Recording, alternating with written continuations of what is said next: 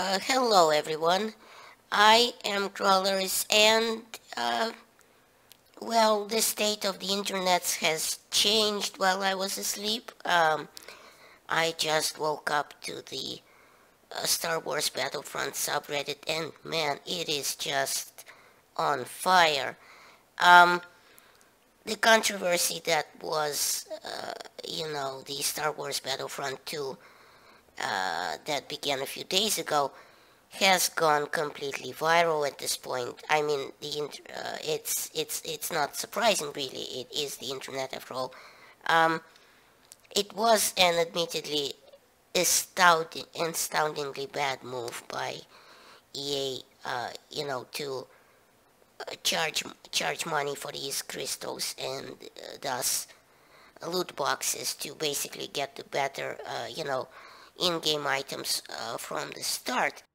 But what I don't understand is how they, how brazen they were about it and how much of a demand they made, from the start. Because, I mean, EA has faced some serious backlash before, about the clunky Battlefield 3 rollout, the glitchy Battlefield 4, Hardline being a crap game, and so on and so forth, and the battle packs and everything. But man, now they just doubled down on this, and I mean they have the access to the internet. They know how fast this spreads, so it's a little weird for me to see. Now EA is a huge business, but in the end, they're like a used car salesman, they're trying to sell you something no matter what, and they are fully aware not everyone is buying their bullshit, so to speak. So, and, and as many big businesses go, all of them, I guess, they have this factored into their, sales numbers, but because outrage or not, many thousands of moms will go into Walmart next week and pick up a copy of Star Wars Battlefront 2 for their Sunny Boys, or, even worse, some grandma who has too much SSI money and wants her grandkids to love her on Christmas, so, they wouldn't forget her to visit her next Thanksgiving. And, obviously she goes, sees, the latest thing and buys it, of course. See, also, much like a used car salesman, EA first throws some unreasonably, completely unreasonable price at you that they are fully aware is bullshit, like 60,000 credits to unlock Darth Vader, or the epic Starcards in the highest loot boxes only. At least in the beta, the epic cards were in loot boxes. People got their panties in a twist and, understandably started raging. But what they didn't know was EA always had a backup plan, because say what you will, but they're not dummies. They plan ahead. They can see this is gonna cause some animosity. Maybe they didn't expect this much of it, but, they are aware that the people are not going to like it. But in their minds, it's enough that this will be a small enough blow to their sales numbers that, it will just be a hiccup and the rest of the people will continue to pay. So, they always knew, their crystals will cost real world money. So they went, hey, we're rolling back the, epic cards from loot boxes. See, we're actually reading your feedback. So it's a strategy of getting fucked by a smaller dildo. You see, EA first shows you that they're going to shove a fire hydrant up your ass, and you go, whoa, that won't do, I'm already married, at least take me on a date first. But then they say, Okay, you still want the game, right? See how fun the gameplay is? It looks cool, doesn't it? Waving that beautiful gameplay in your face. And you get a little distracted by Jabba the Hutt's, Leia's titties, and they shove a lightsaber right up your ass. So, you are surprised a little bit they did it first, and understandably you clenched a little bit, but it wasn't a fire hydrant, so you are relieved, after a few weeks and months, and you take it and take it, and you take the fucking for a year, and then Battlefield 2018 comes out, and now they want you to pay for each additional hour that you spent playing the game. And what surprises me the most is reading all these the outrage, and so on the Star Wars Battlefront subreddit, and at the same time, I'm reading that people still pre-ordered the damn game, and that are now refunding it after being so outraged because they were somehow surprised EA found a way to fuck them anyway. But after years of posting memes and so on, and just saying, don't pre-order Titanfall, see how it goes. Don't pre-order Battlefield, see how it goes.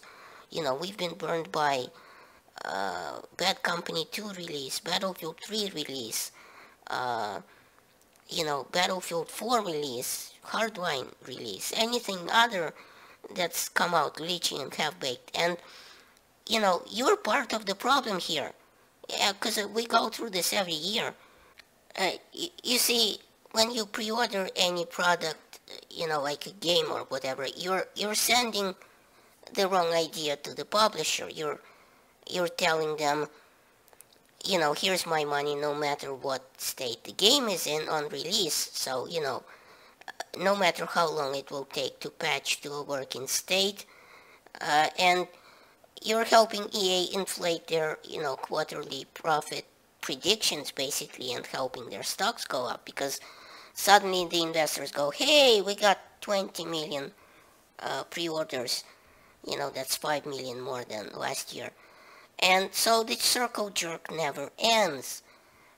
They probably don't even edit the pre-order numbers, which we are now probably, which are now a lot less because we have retracted some pre-orders, understandably, but the ones that will come out, after release day, they will be hyped up because they will stay at the top of the, when they were, and they will not be factored, the ones that were cancelled.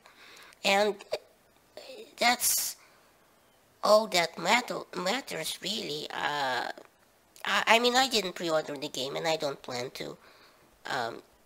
And even if I did buy it, it would be because I like the state of the game on release. But I'm not in any way, shape, or form planning to spend money on crystals or battle packs or any other nonsense in the game, because if I will buy it, I will have already paid my $60, and that's as far as I'm prepared to go with this.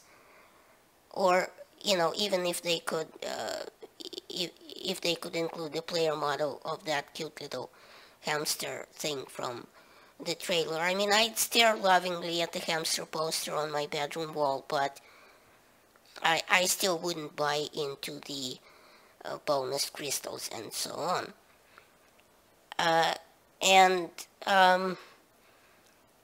EA isn't past playing dirty either. In the past, they've been caught trying to bribe a mod on the Star Wars Battlefront subreddit. Thankfully, whoever it was banned. But in a more stunning and outrageous act of... this is bribery, straight up. They include a much lower price for the heroes to unlock in review copies of the game, for people like big name YouTubers that suck the Kool-Aid out of EA's cock and actually pay, 10,000 credits instead of 60 to unlock Darth Vader. And ironically, these are the people who have the time and money to invest to unlock these shitty items as they were intended originally, and actually, what has occurred to me is maybe this is a Freudian slip by EA. Maybe, because as I said before, they will, EA will cave, and on release, after saying they have supposedly listened to your feedback, they will decrease the unlock price of, let's say, Darth Vader to something like 10 or 20,000 points. And this might just have been a screenshot of a game copy of that test, because they were always intending to do this. They are artificially inflating the price at first, as in the example with the fire hydrant. When you get fucked a little bit less, you are thinking, well, hey, I'm getting the better end of the deal, the better end of the stick, so to say. But, not all of us have the time to grind the tickets, the 10,000 tickets you need just to purchase one single hero. Not the guy who came back from driving an ambulance all day at 8 p.m. to little Timmy with cancer and a dog with 3 legs, that he calls a tripod, and just wants to light up a blunt, kick back with the game for an hour, while little Timmy and tripod are locked in a closet. I mean, unlocking just one of these heroes on average takes 40 hours of gameplay, as calculated by the Hotter Potato on Reddit, taking into account the average number of credits per match and minute of gameplay. And that's assuming you aren't spending these credits on anything else in the meanwhile. And worse still, the guy also calculated the number of credits and crystals and so on that you will get if you complete the mission achievements in the game, and he came up with a really, really small number, basically the number of credits you get, and again, assuming you aren't spending them on anything else, will only get you about halfway to Darth Vader, let's say. And keep in mind, some of these achievements are a grind, so they won't go quickly. And another thing is that you have to unlock some previous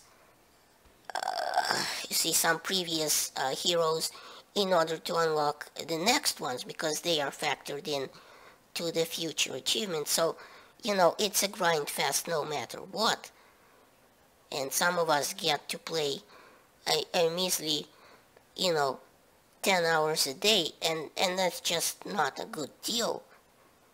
This assumes you need to take bathroom breaks or something like that, and not play any other game in the process. And in its own way, the internet gave the EA rep more than enough downvotes on his response to unlock all the heroes in game. It's been said it was the most downvoted post in Reddit's history, which is saying something. I mean, this is not a new Justin Bieber video or something like that. And as I said in my previous video that I posted a couple of days ago, when the internets were angry but not yet out for blood, a game you already paid $60 for or more, depending on the edition, cannot then be a grind fest like free-to-play, pay-to-win game, basically. But you know what will happen. As I said, EA will cave and I'm putting this in air quotes since you can't see me, unless you're NSA. Well, as I said, EA will cave and decrease the price of the heroes to, 10,000 credits on launch. I still think every hero should be unlocked at launch, but I guess I have a sneaking suspicion rather that EA is in it for the money. Call me crazy, but they aren't in it to cultivate any goodwill. And speaking of goodwill, some people have taken to tweeting at Disney to show them the parent, the parent company of the Star Wars franchise, that they are screwing the fans. And I'm sure they could care less about what we think of EA, but Disney has a ton of toys ready to sell after the next Star Wars movie, and they can't afford any negative publicity. I mean, I really don't know how much of an influence that's gonna have after the actual, publisher's deal was decided years ago, but I guess it doesn't hurt to try. So thanks for watching. Please rate and share this video as it helps my channel grow. And remember, in Soviet Russia, YouTube subscribes you.